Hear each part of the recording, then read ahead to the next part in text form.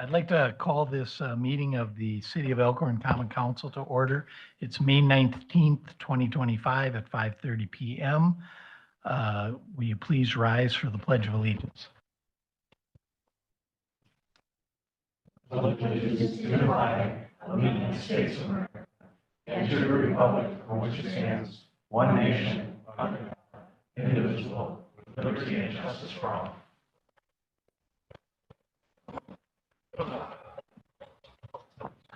Roll call, please. Tim Shorta, Here. Peter Harvey, Here. Gary Payson Jr., Here. Ron Dunwoody, Here. Scott McClory, Here. Ken Minell, Here. Dan Roberts. Here. Do we have anyone here for public comment tonight? Is there anyone that would like to be heard? Seeing no one, we'll move on. We've got the consent agenda, the council meeting minutes from May 5th, 2025, and the Public Safety Committee meeting minutes from the same day, May 5th. Did everybody get a chance to review those? Make a motion to approve. Second. Got a motion and a second. All in favor? Aye. Opposed? The minutes are approved. We've got bills payable for $2,668,372.74. Make a motion to pay that amount. Second. Got a motion and a second. Any discussion, questions? Roll call, please. Gary Payson Jr., Yes. Peter Harvey, Yes. Ron Dunwoody, Yes. Scott McClory, Yes. Ken Minell, Yes. Dan Roberts. Yes. The motion passes. Next, we've got the report of city officers. For the mayor's report, I've got a proclamation 2025-01, and I'll read it out here. A proclamation declaring June 3rd, 2025 as John T. Giese Day, whereas John T. Giese was a United States Marine Corps veteran and Purple Heart recipient who served in Vietnam and was wounded in combat while attempting to rescue wounded soldiers. And whereas John T. Giese served the City of Elkhorn Police Department for nearly 31 years, including 20 years as police chief. And whereas John T. Giese also served as mayor of Elkhorn, and whereas John T. Giese also served as firefighter and EMT after leaving public office, and whereas John T. Giese also volunteered as a teacher in the Elkhorn Area School District and served in leadership positions with the Veteran of Foreign Affairs Post 6375 and other VFW organizations, and whereas John T. Giese was also a dedicated husband and father, and whereas John T. Giese made a positive, long-lasting impact on the city of Elkhorn, and whereas John T. Giese's passing on April 7th, 2025 is a loss for the John T. Giese family and friends, as well as the Elkhorn community as a whole. Now therefore, I, Tim Schroeder, Mayor of the City of Elkhorn, do hereby proclaim June 3rd, 2025 as John T. Giese Day. I think it's a big honor. He was quite a man. I think a lot of people in this room knew him. So, Can we do something aside or along with the proclamation on that particular day? I'm not sure exactly what, whether that would be maybe a wreath in front of City Hall or, I don't know. I think he, all the years he gave, he deserves this and then some. So I don't know if there's something we can do on, maybe, do we fly the flags at half-staff that day? I don't know if that's lawful and legal because it's, I don't know. I think we should do more than, I mean, the proclamation is well-deserved and kudos to those of you who came up with it, but I would like to do something else, even if it's just a small sign with a wreath in front of City Hall that day or something to commemorate that if we can. Or maybe even down in front of the tank. And I'm sorry? maybe even place it in front of the tank, have a little ceremony down there. Yeah, something. Although that tank, I think, is county property. No, the tank is not. The tank is not? The tank was donated. It was Oh, that's brought right. in by the Legion That's right, yeah. and the VFW. Maybe we put something in front of the VFW hall? I don't know, just something to think about. Thank you, Mayor. yep, you bet. Thank you, Scott. That's all I have. Adam. Just a reminder, we've got a joint council meeting on May 29th to talk about the future of the fire station. That's May 29th at 5:30 here at City Admin Building. Just as we are working on doing some research on East Town Manor, I know that was a conversation at the last council meeting, so we're working on getting some information on that. Things are moving with our petition for the railroad crossing at Getson Street. I know Lane's been working with Doug Wood on the schedule, and we're trying to negotiate that schedule with the Office of the Commissioner of Railroads. That's going to be moving fast. Probably our initial responses to those CR submissions will be due probably late January, late June or early July. And the hearing is likely to be by mid-August. So things are going to be moving quickly on that. Is that here in Elkhorn? No, it'll be via telephone / Zoom. It'll be a virtual meeting or virtual hearing. I don't know, Lane, do you have anything to add to that? No, other than that's their process now. They don't do, if they can avoid it, they don't do in-person hearings. So it's a process whereby all the parties file written testimony and exhibits, and then the hearing is reconfirming those and addressing any legal arguments, and it's all done remotely now. Moving on, the city's working on the comprehensive outdoor recreation plan. So I know our rec director, Carl Sorvik, wanted me to mention that please fill out the survey if you haven't already done so. There's a survey link in my memo, and you can also should be able to find that on the Park and Rec website.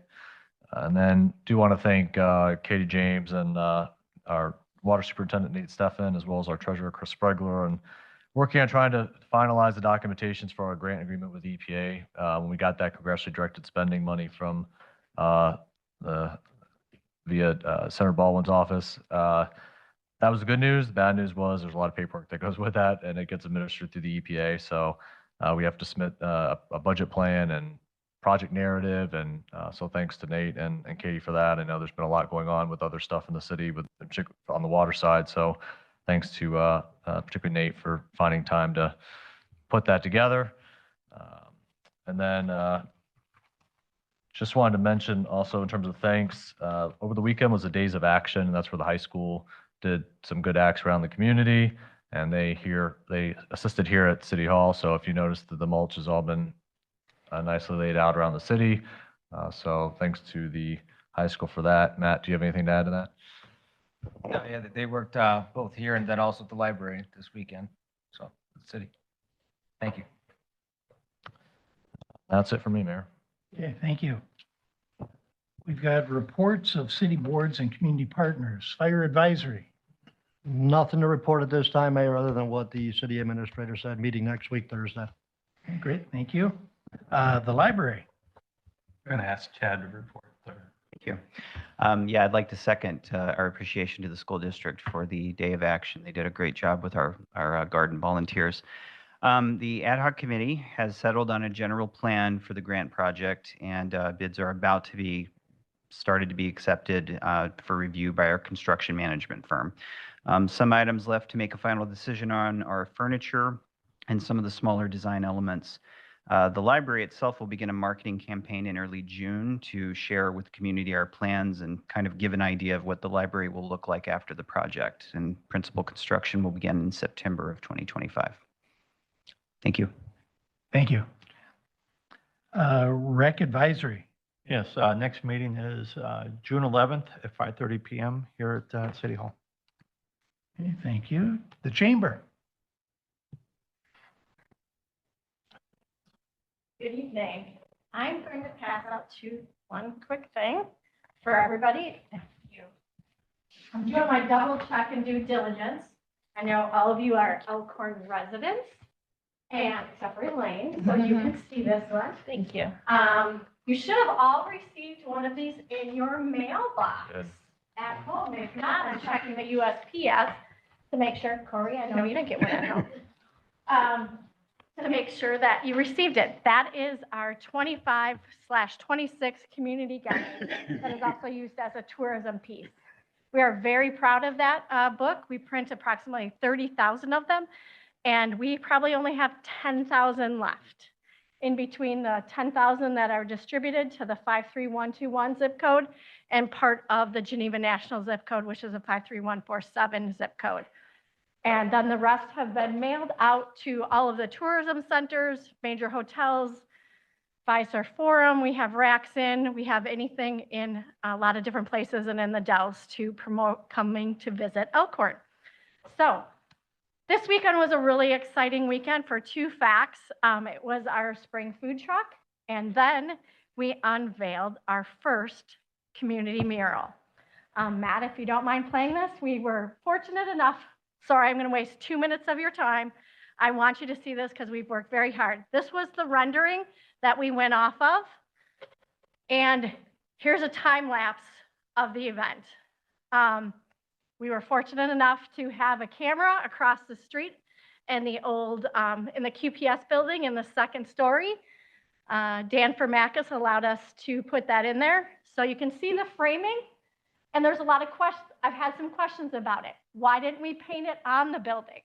Because the building is Cream City brick, has been power washed many times, and would be very porous to paint. And he would have been here for maybe 3 weeks. Okay, not very conducive. So this is the new way, and also what is recommended from like the Wisconsin Art Councils. It's put on a maxi flex metal. He painted it in a warehouse. It was assembled in a warehouse and then completely disassembled, drove to us from Bloomington, Illinois, and then reassembled here by a crew from Tanis Construction. So we have a lot of thank yous in this project. Then you notice we wanted to try to block it. So ATC came in and brought a semi so you can see things. We had to move the camera. You'll see my face in there many times going, Chris, does it line up? Geez, why do I have to make this decision? But as you can see, there was 5, 8, it's probably 10 or 11 of us maneuvering to get this up throughout they started it, as you can see, it was in the afternoon. Here's the progress, and at night we had a couple spotlights on it.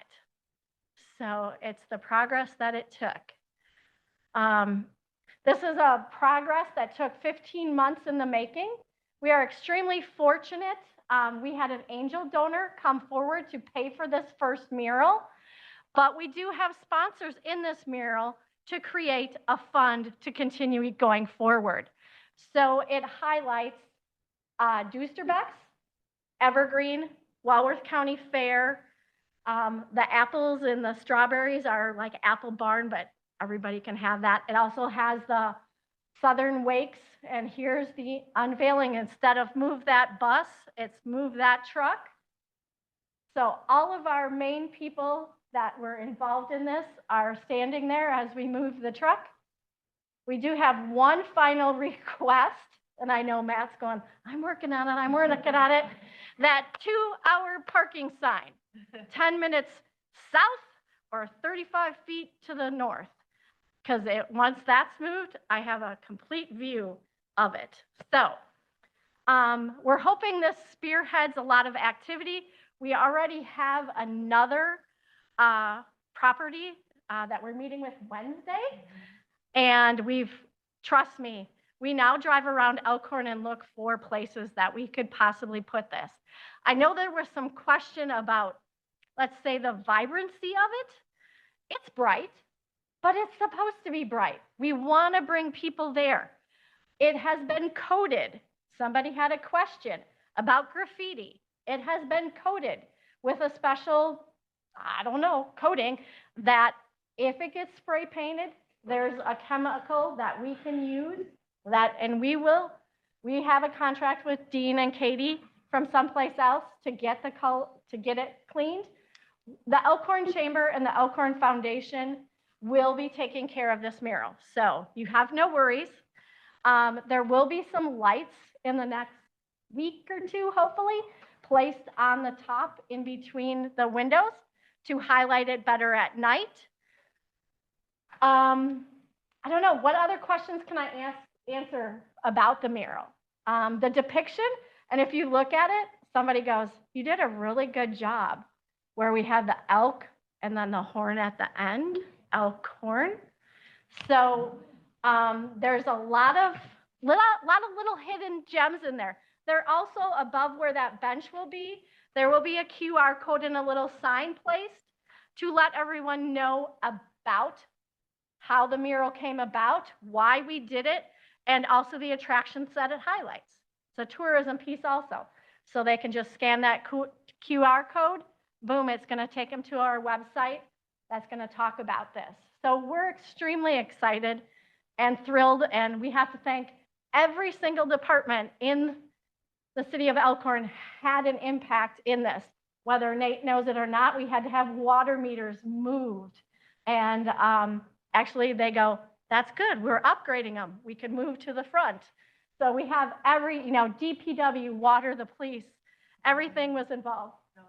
Zoning, yes, we had some, not hiccups, but we always have to work through those things with zoning. What do you need? A sidewalk closure permit, a sign, all those fun things. So first and foremost, I would love to know what you all think about it. We hope you enjoy it. And it's hopefully the first of many tactfully placed and designed murals in the city. Chris, what about the mice? Thank you. That was one thing. Our artist, Troy Freeman from Free Sky Studios from Bloomington, Illinois. He will also be back in approximately 2 weeks, because if you do go look at it, he is an artist, not a sign hanger. So he sent us a bag of screws that were painted to match the sign, because he obviously drew it and it was there. They were maybe an inch long. Well, we needed like 3 inches once we got done here. So all the screws that are in there, you can see. If you look close, and we do have one little gap, we don't know where it is because I know where it is. We don't know how it happened, but it is level, it is straight to the windows, not to the foundation of the building, because that is not straight. But anyhow, he has to fix that. He will be here to touch all of that up and help us with any problems that we find in it. But in the mural are 5 mice, really tiny little mice, and they're hidden. And that's a great activity for our community and for our youth in the community. I have a call out to Jackson Elementary. They always go to the park for a picnic. They may be walking down the sidewalk to come find 5 little mice in the mural. So we're going to do a couple little upcoming events. Who's the first one to find the 5 mice on this day? Or, mainly with kids to go get ice cream, that kind of stuff. So What was the cost? the cost for the mural itself was $23,000. It is 15 by 45. It's 15 different panels. I think it turned out great. Yes. It looks awesome. We love how it has, let's say, a 3D function to it, where the horn is out there, the Ferris wheel, and the elks jet out. So, but does anybody else have any questions with it? So that is what. Lighting? Where exactly will the illumination be installed or whatever? Above, it's like teardrop. They've worked with an electrician. So the that sconce will just face straight down? Mhm. Okay. More onto it. Yeah. We do have a little concern. We didn't realize how high the Ferris wheel, but we're hoping that we can place it and make everything work well. Our next goal is, the police department might like it, is to have a camera installed so that there's something on it at all times. That's a good idea. Yeah. In this has also brought a lot of discussion in our downtown. There are 2 other things, and we're working with Mr. Firmakis, who owns the QPS building. Also, somebody said it would be awesome. I don't know if anybody knows, there is a very tall flagpole on the top of that. And I guess in the day, I'll use that as the phrase because I don't remember it being there. There always was a large American flag hanging from there. And when I talked to him, he's like, I want to. But the scuttle to get to the roof on QPS is very narrow, and he would not fit through there very well. So he's like, I got to find a flagpole that I can remote the flag up and down. So he's interested in. The other goal that we have is getting the Moyes clock working. because those three things are very iconic in our downtown. So that is what the chamber has been doing. We have many other projects going on, but that is our biggest one. So I hope you all enjoy and stop by and look at it. So. Hey, thanks, Chris. Our community grant writer. Hi, everyone. The projects that I've been working on are the mural that you just saw, the library that Chad already talked about as the grant administrator for the project.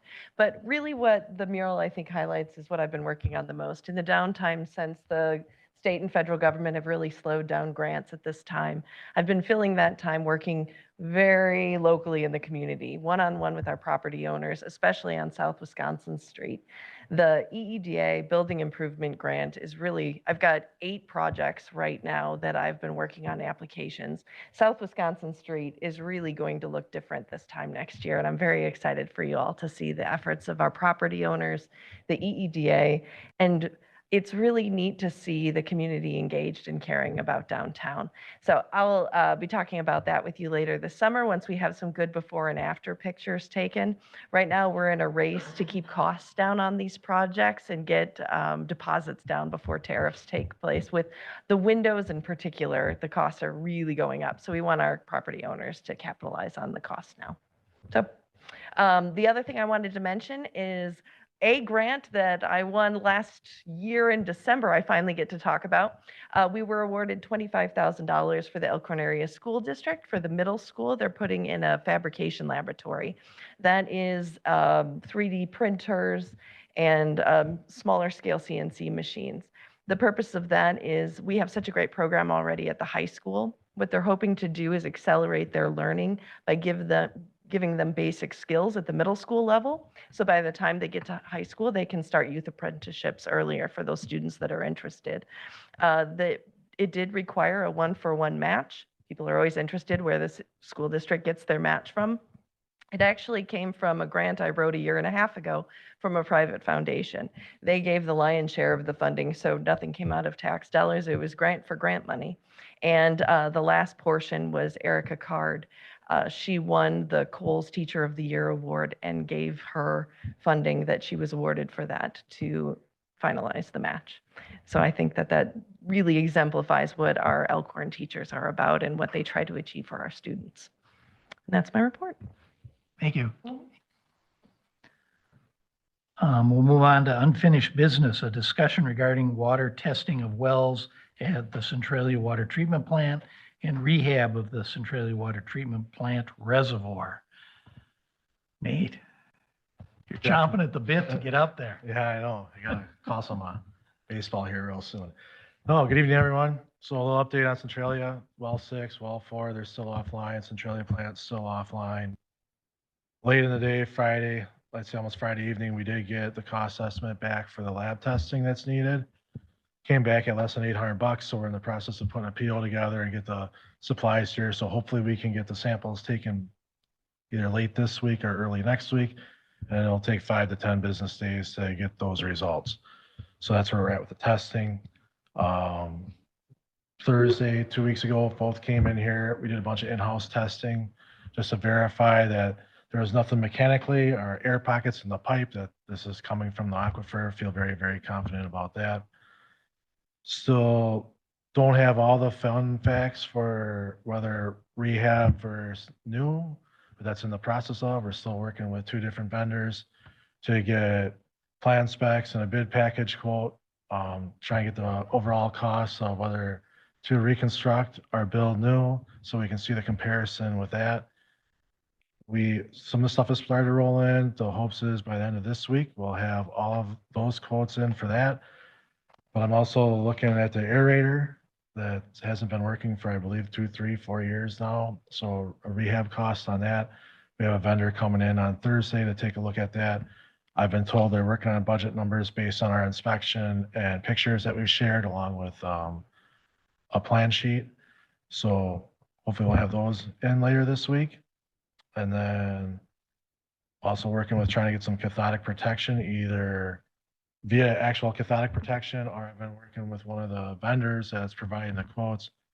They use a 4 coating system Typically, you have a 3-coating system on your interior and exteriors. But they're talking about a 4th coating system on the interior where you use a zinc coating, and it's a sacrificial coating. So that acts as your cathodic protection, then you wouldn't have those annual service costs for annual maintenance or whatever contract from your third party coming in here to work on your cathodic protection. So we're working on that. We've received a quote for the SCADA work that had to be redone to have the right, calls to make our well pumps, our booster pumps work to fill the reservoir at the right levels. So that quote came in. Unfortunately, Mid-City, she's in her home office in Denver, Colorado, Monday and Tuesday this week.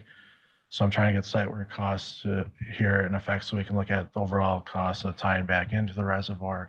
It should be minimal, but still a cost. It's still part of the deal. So again, I'm hoping within 7 business days here, be ready here by June 2nd to have everything out in front. And we should have some type of menu that we can kind of pick from, whether it's rehabilitate, whether it's build new, and we'll have all the costs out in front. So I don't have to ask you guys 7 times for something. That's the Centralia bypass project update for you guys. Any questions? Nate, what was the cost of the testing to test the water? Less than $800. Okay. We approved to 10,000 2 weeks ago, so it was like 747. Okay. So came in real reasonable. I'm very happy about that. So am I. And just so, council's probably already could tell, but I can just verify that Foth and Nate have been working around the clock on the water sampling. I've seen more emails going back and forth about water sampling than I think anybody would perhaps want to see. But they've just been digging into exactly what kind of chemical, or not chemicals, but what kind of, Dissolved gases. thank you, dissolved gases they can detect in the water. And so they've been working really quickly on that. And as Nate said, he's trying to make sure that when you guys look at the options, that you have the full picture. So. And typically, like most lab costs, we can go right to our house lab and they do everything. But this dissolved gases, Northern Lakes is a very common lab that every municipality goes to. Pace Analytical is a lab that a lot of people go to. State Lab of Hygiene right out of Madison. They don't even do this stuff. That's been the hang up of trying to get the pricing and the sampling and what we got to do to get those gases tested for. Just for some background information. Good? Good? Yeah. Have a good evening. All right, you bet. Thank you. We'll move on to new business now. We've got a discussion and possible decision regarding proposed resolution 2025-13, a resolution authorizing the issuance and sale of $3,820,000 of general obligation promissory notes series 2025A. I'll make a motion to approve. Second. Got a motion and a second. Do we have any discussion? Any questions? I think Joe, is there something you'd like to add to this, or? Revision today. Good evening, everybody. I'm Joe Murray from Ellers, proud to be the city's financial advisor. I can cover anything you'd like, or I can say nothing if you'd like. I do have things to hand out. Apologize for being late.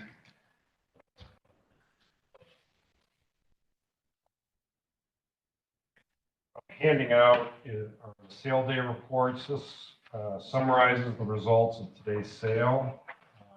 There is good news. The city, through the process, went back to Moody's to get its bond rating affirmed at a AA3, which is a very good rating.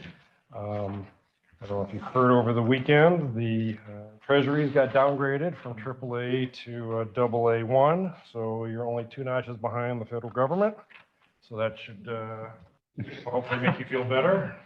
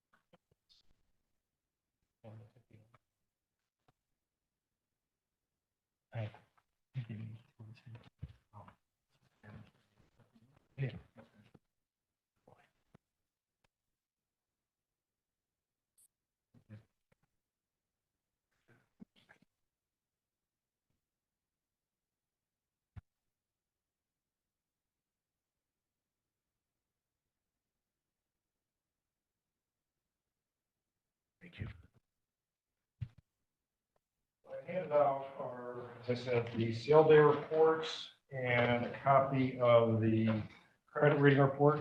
I handed out two copies of the A instead of a B.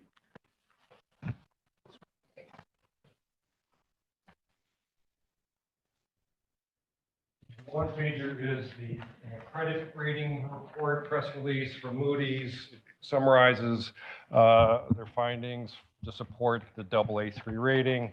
But you are in good, it's a reaffirmation of what your rating was before. So you're in good stead. Today, on the 2025 A's, these are the general obligation promissory notes. We did receive 5 bids on your behalf this morning.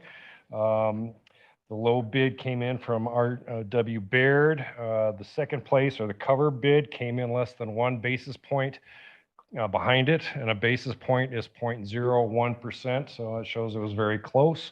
And 4 of the 5 bids came in underneath the projections. So the good news on that, we had projected a true interest cost of 4.25%. The winning bid came in at 4.044%. That means the city's going to save about $54,000 in interest cost over the life of the notes. The bid was also a premium bid, and what that means is that the underwriter gets their compensation when they sell the notes directly to their investors, as opposed to the city paying an underwriter's discount or paying the underwriter up front. By doing that premium, to do that, they put higher coupon interest rates on it to attract the investors. And in return, they give the city money up front to help pay down those interest costs. So in 2026, the city is going to be able to apply just over $83,000 of premium to help reduce the interest cost to put on the tax roll.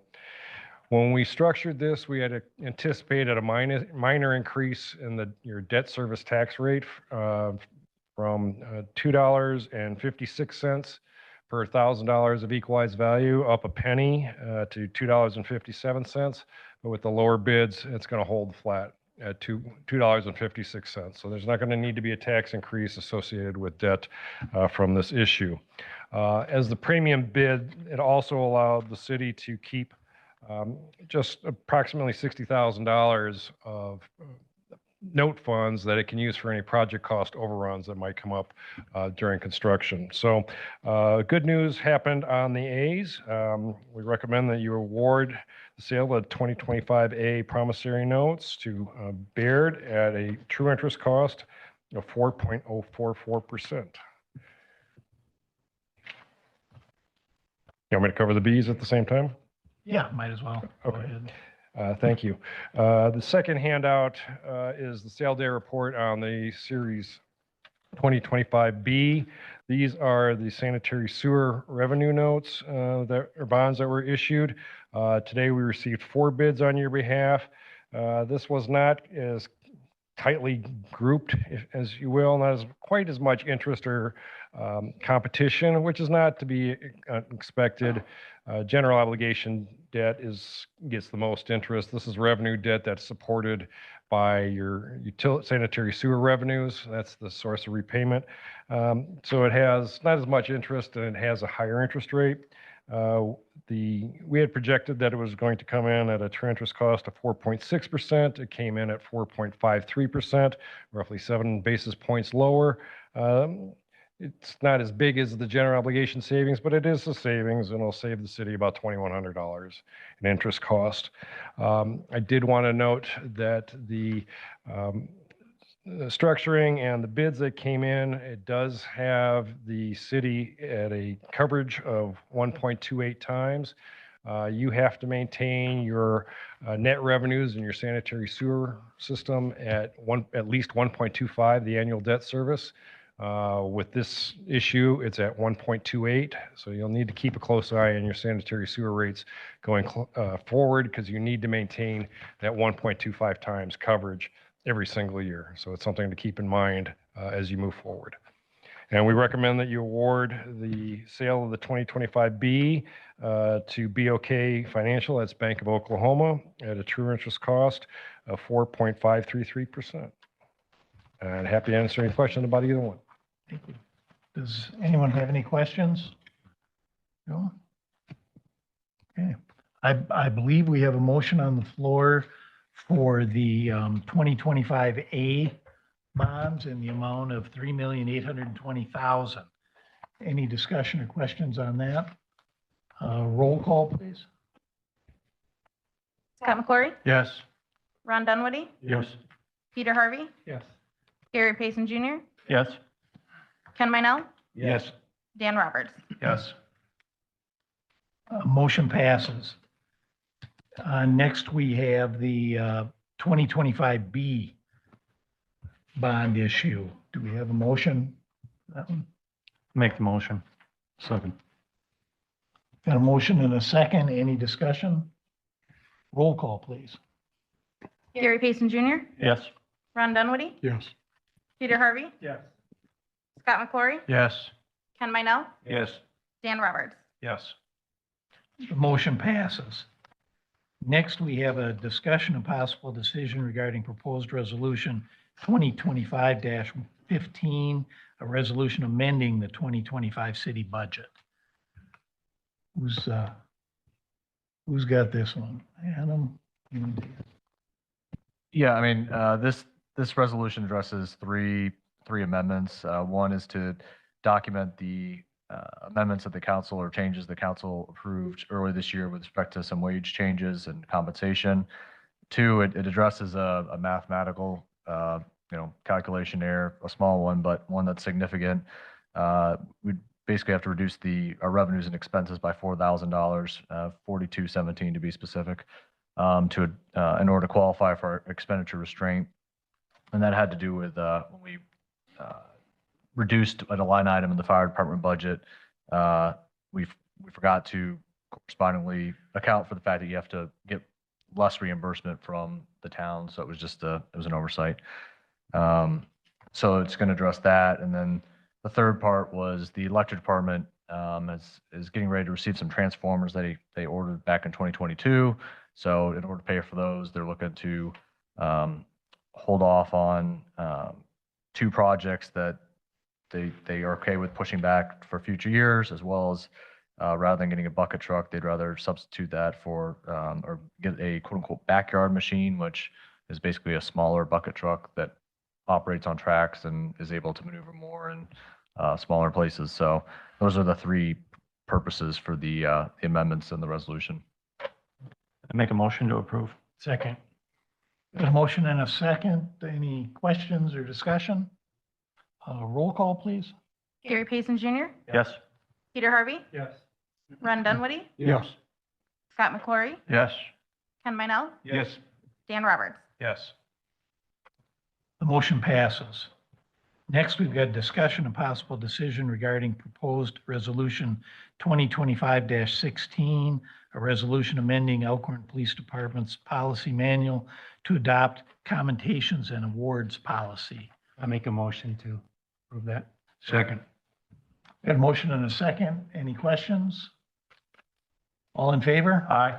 Opposed? Motion passes. We've got a discussion of possible decision regarding filing notices of satisfaction of promissory notes and releases of liens for the following properties. Does everyone seen that list of 4 properties in Green Acres? Make a motion to approve that. Yeah, I'll second. Got a motion and a second. Any discussion? All in favor? Aye. Opposed? Motion passes. Next, we've got discussion and possible decision regarding a conditional use permit for outdoor storage from Whitty Supply Company at a vacant lot on the corner of Highway NN and H. I make a motion to approve. Second. Got a motion and a second. Any discussion? This did go, Ken, you want to Yeah. talk about that? It's basically where they're gonna move to. Okay, that's gonna be their new location. So, I don't know when they're actually gonna start on that, but, that's where they're gonna be in the future, so. Yeah, but it went through planning commission Yep. and everything was agreed upon. Are they gonna get in and out on H or NN? It's on H, isn't it? I think it's on H is where it was. Yeah. Okay. Yeah. No traffic concerns with all the stop signs, people going in and out of here? Police? Yep. Nothing that we've looked at so far, but it's something we can look at. The driveway's right next to the existing building out there, isn't it? They're, He's right out the yard. they're pretty close, aren't they, the two driveways to those properties?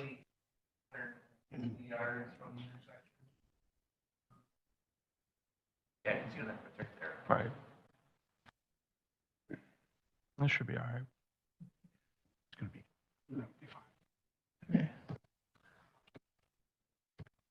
Okay, a motion? No, we haven't.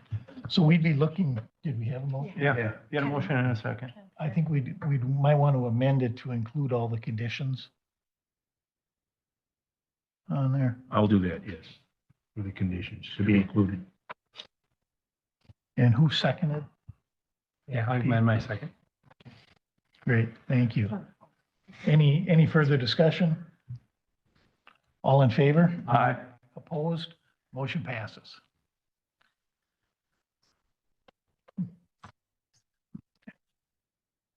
Okay, we've got a discussion and possible decision regarding a conditional use permit for a quick trip gas station and car wash at the vacant lot on Creekside Boulevard in South Lincoln. Again, this went through the planning commission.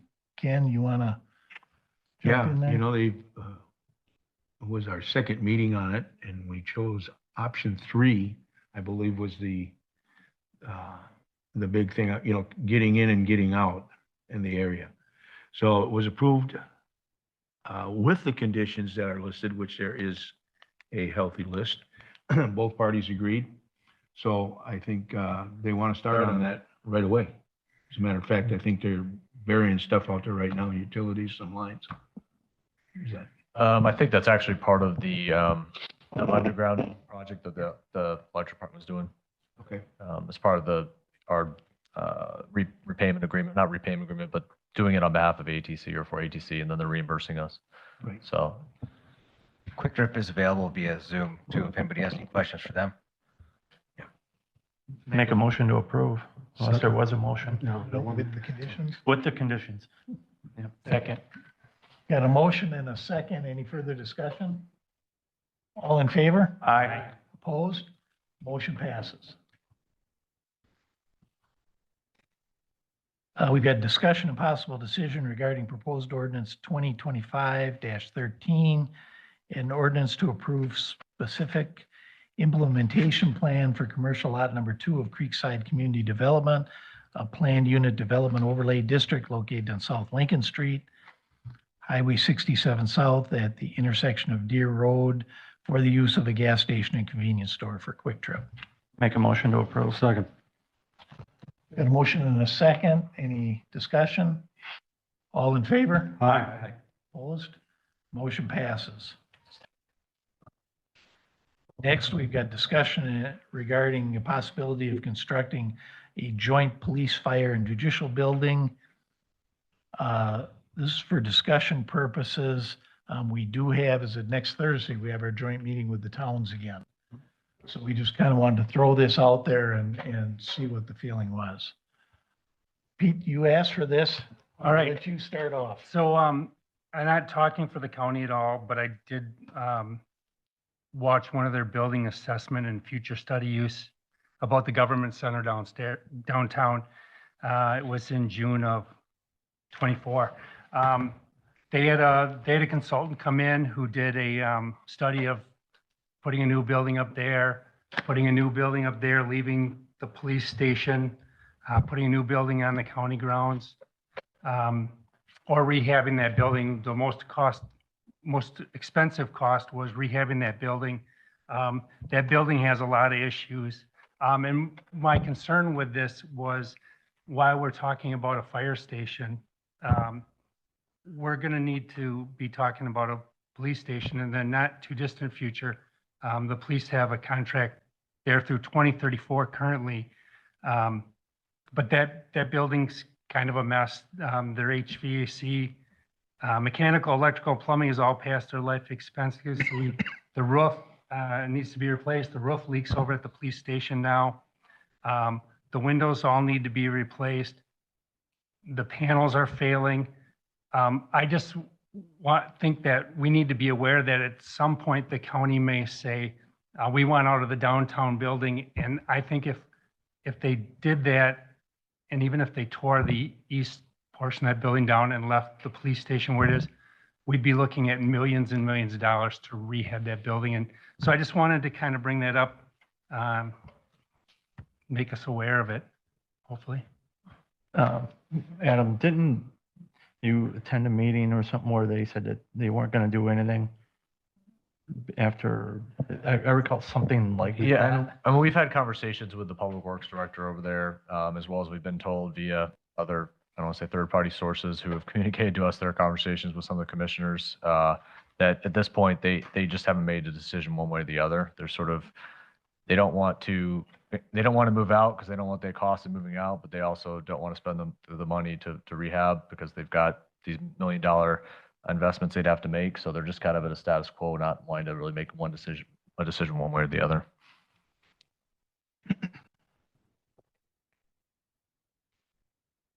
Do we have the time to wait for the county to make up their mind what they want to do before we do something with the firehouse?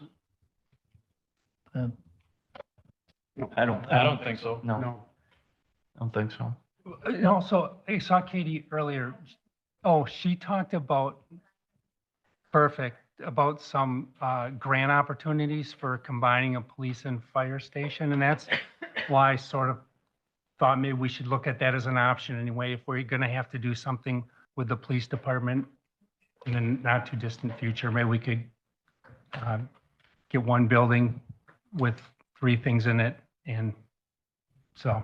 Chris, yeah, would you like? Katie James and I did reach out to Dennis Karbowski, who's a county board supervisor who oversees the public works. So, yeah, we figured he's the best source. And just like everything was said, is right now they have no plans on vacating it, nor do they figure it will be within the next 10 years. So it's because there was a rumor it's for sale. It is not for sale at this present time. But you can always reach out to Mark Liberta, county board administrator, but we went to Dennis Karbowski, who Mark Liberta I saw shortly after said, it is not for sale right now. He has some plans, but I don't know where they're going to fit into the, thing, but it is not for sale. But he did convey that they would communicate to the city, because apparently through some prior agreement, the city may have a first right of refusal on the building. And, because as someone who utilizes the downtown, and that is our biggest asset, is that green space, I would hate to see us as a community allow that to go to a private sector at some point if it does ever go for sale. Because gosh, only knows what could happen with that space at that point in time. There are some things that need to be addressed, that the county is willing to address them on an as-needed basis, is what I was told. But it is, unless something, the tide changes immensely, it is not going to go on the market anytime soon. Unless we have a lot of money and would like to offer them a great deal of money, then we could have that 3-point-some acres and an aging building. Yeah. Okay, thanks, Chris. If you want to be heard? If I can just kind of fill in some of the contract details. So we did sign that 25-year lease with them back in '09. Starting last year and before 2029, we either have to have a new agreement with them moving forward if we're going to purchase the building, if we're going to renew our lease, or if we're moving out. We have to let them know by 2029, and then in 2034 it expires. So just to kind of put that out there, that, we are kind of, there's a time limit here for us as well, so to make a decision. And Adam, have you had any other conversations with the leadership of Walworth County? I haven't, because that's something that we'd look for the direction from the council on what you want those conversations to be, whether it's to explore things further or, I would, so. more than anything, just stay in touch. What's going on? Yeah, and that we have done. I mean, like I said, we've asked Richard on multiple occasions. Anytime we hear rumors one way or the other, we meet with him anyway. But yeah, at this point, we're looking to council to give us guidance on if you want us to, approach things more seriously. I don't think we can afford to. Well, I think we need to have our voice heard, though. I mean, I realize we're a tenant in their building, but I don't know how significant the leaking roof is, but if a roof was leaking at your house, you probably want to take it. And I think Joel told me that they were going to do look at doing some patching work here in the not too distant future. But we're also on the hook for the elevator. We don't have to pay for anything exterior on the building. But we are on the cost share for the elevator replaced. And they did say that was nearing the end of its life cycle at that.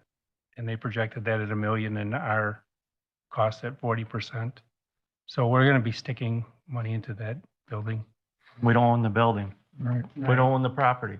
They're not selling the property. Oh, no, So we can't make the decision for them.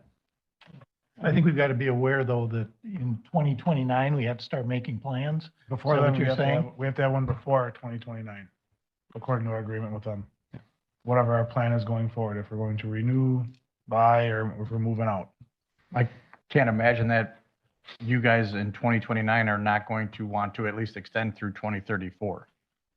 Well, we'd be there till 2034 regardless, unless something else changed, but. Okay, then I misheard you. What do we need to declare by 2029? What we're going to do in the future. But 2029, we have to let them know if our Right. intention is to expand that past 2034 or what our agreement will be with them in the future. Okay, But if the county's not going to do anything for 10 years, simple math says 2035. So we're kind of, what came first, the chicken or the egg? We really can't do much without the county saying what they're going to do. Right. Right? So yeah, it would be an ideal location to do a lot of different things. But if they're not going to pony up or say, hey, for 10 years or longer, we can't sit there and hold out hope. There's decisions that we have to make to Right. continue moving forward. and this is simple math to illustrate your point. 2/3 of that building is county owned. Correct. The rest of it is the city of Elkhorn PD. We couldn't do anything right now to take over that land or take over that property unless the county finally decides to go down to Highway NN and expand that footprint, which they've talked about for years, but who knows when and if that may ever happen, like you guys said. I wish there was a viable solution to do fire station or a combination of multiple entities somewhere near downtown, but there simply is no land down there that's for sale. And I'm not in favor at all of losing that 90% penetration for fire service response. I just am not, and I'll say no to that. You know, I'm sorry, but that's just the way it is.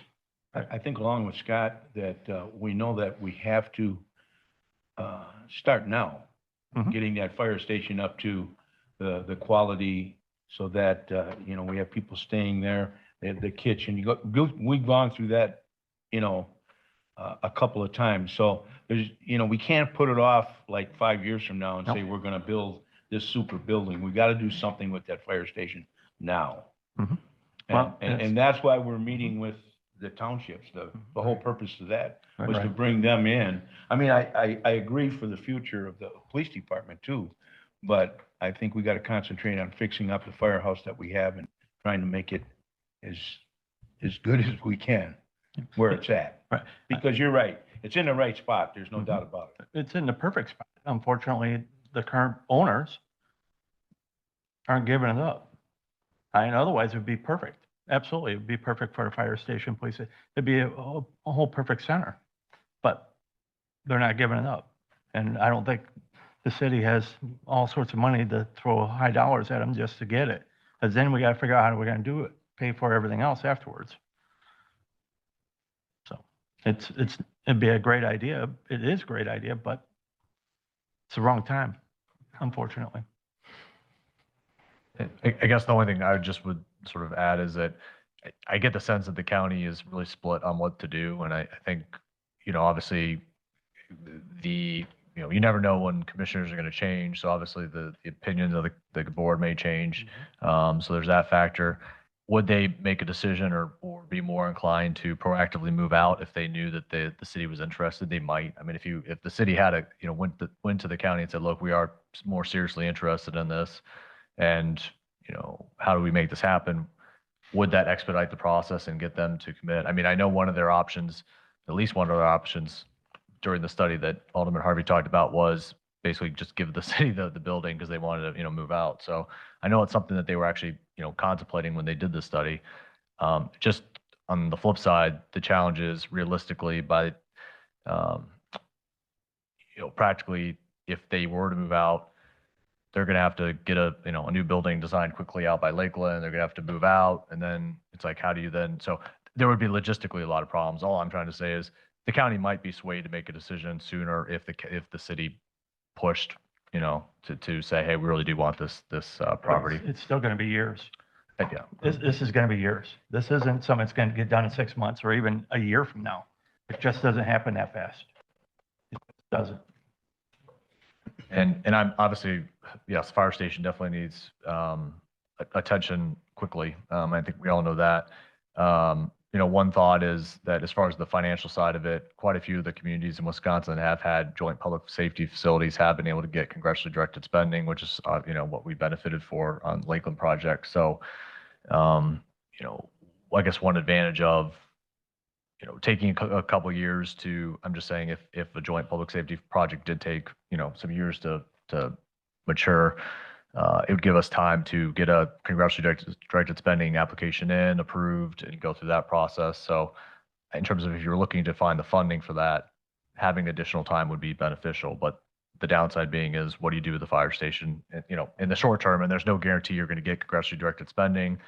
And unfortunately, some of the communities that got congressionally directed spending this most recent cycle, they actually didn't get budgeted. So the communities got approved for them, and then there wasn't actually any funding for them. So, that's always a risk too if the city sort of puts all of its eggs in that basket. Okay. Anyone else have anything to add? Well, we'll talk to the towns on next Thursday and keep working on it. Next, we're going to go to closed session. I think, Adam, you wanted to describe the process here. Is that fair? Wanting to describe the process might not be. I've been compelled by legal counsel to summarize the project first before we go into closed session. But Okay. so just a summary. This is something that I know Brian's here. Yep, Brian's here from Newman. This is something we've been talking about for quite a while now, and most of these terms we've already discussed. I mean, a lot of this was included in our project plan, particularly the financing side of it and the increment, which is probably of greatest concern. So right now, the term sheet that you see below contains the main terms for the development agreement. Some of the highlights are, again, we're planning 149 single-family homes with an estimated value of $450,000 per home. The developer would be on the hook for paying all infrastructure costs, roads, sidewalks, utilities. So for those public, members of the community who are concerned about, the city having to pay for that, the developer would be on the hook for that. The developer would also be obligated to coordinate with the county to get access to County Highway H. I know that was a concern during some of the GDP public hearing in terms of some of the concerns from the residents. They would also be on the hook to reimburse the city if once they've finished the roads and dedicated those roads to the city, that if any construction vehicles damage the roads in subsequent phases, that they would be on the hook for reimbursing the city for those costs. The developer has agreed to, I should say has agreed, but in preliminary conversations, they haven't objected to and are okay with having the HOA be responsible for the stormwater ponds. I know that's been a big issue of discussion at the planning commission level.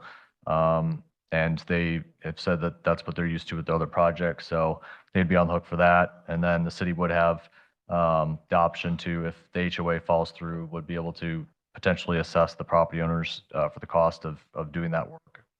The total incentive to the developer would be $15,914,704, and that would be the max that they'd be eligible for.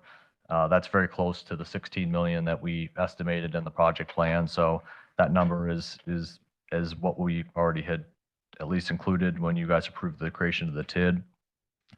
The one thing that's changed is that the percentage of the increment would be 75% rather than 70. And the reason is that originally when the developer came to us, they were counting on the county, or I should say counting on the school district to sell the 2 acres on the south side right there on right next to Second Avenue. And they were going to be able to build an extra 13 homes, but the school district declined their developer's offer for that property. So as a result, you had 13 fewer homes, which now means you got less increment that's being generated. So to offset that and to pay for the cost of extending Second Avenue, which has been a priority for both the council and the planning commission, we had to increase, or the proposal is to increase the increment percentage from 70 to 75 to get close to what the incentive needs to be.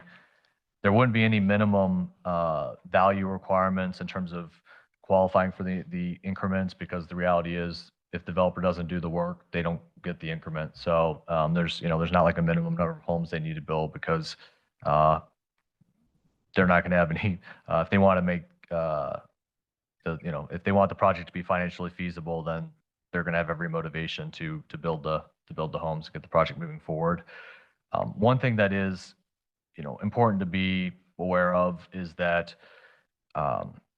one of the big issues too we had with Creekside was the language in the agreement, at least with Creekside, said that the increment payments, the incentives to the developer were subject to appropriation by the council.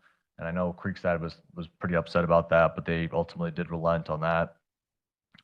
Newman is basically indicated that from their perspective, that's a deal breaker for them.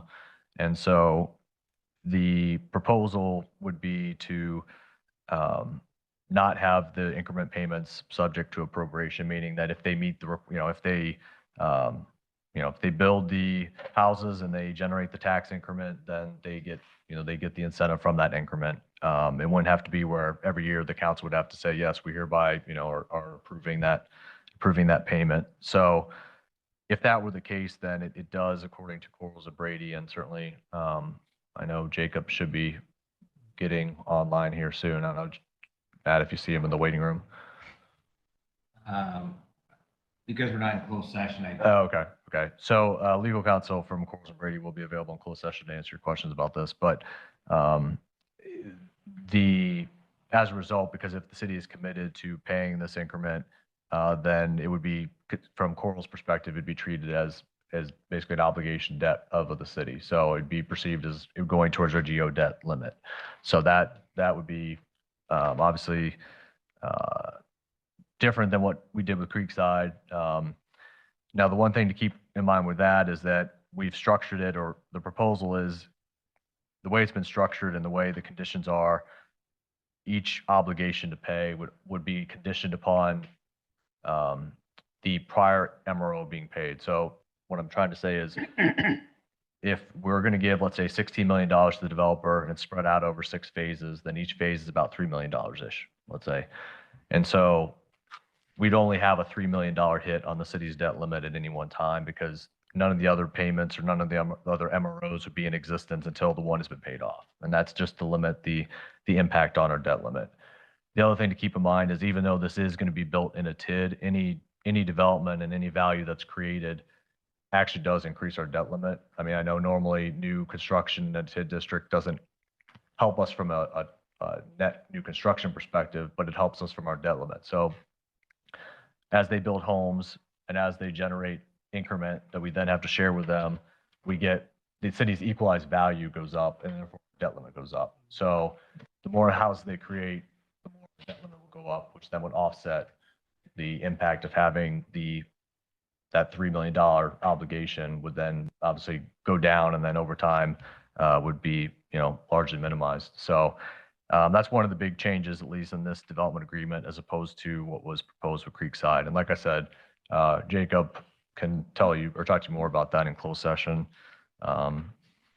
And then the last part of it is just that the developer, because we did increase the increment percentage from 70 to 75% to help pay for the cost of extending Second Avenue.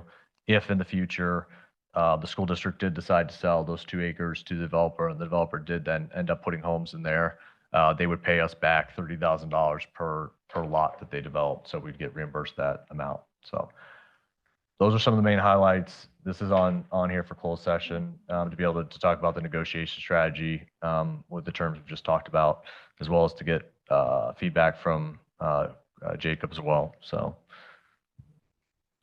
Mayor, if you want to. Okay.